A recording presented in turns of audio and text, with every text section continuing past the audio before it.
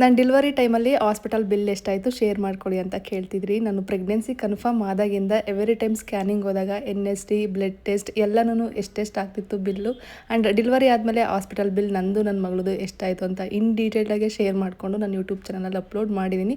Interest ಇದ್ದರೆ ಹೋಗಿ check ಮಾಡಿ. ಎಲ್ಲಿ ಡೆಲಿವರಿ ಆಗಿದ್ದು ಅಂತ ರಿಪೀಟೆಡ್ಲಿ ಕೇಳ್ತಾನೆ ಇರ್ತೀರಾ. ನನ್ನ ಪ್ರೆಗ್ನೆನ್ಸಿ ಕನ್ಫರ್ಮ್ ಆದಾಗಿಂದ ಡೆಲಿವರಿ ಆಗೋವರೆಗೂ ಅನುಪಮ ಹಾಸ್ಪಿಟ್ಲು ಬ್ಯಾಡಹಳ್ಳಿಲಿದೆ.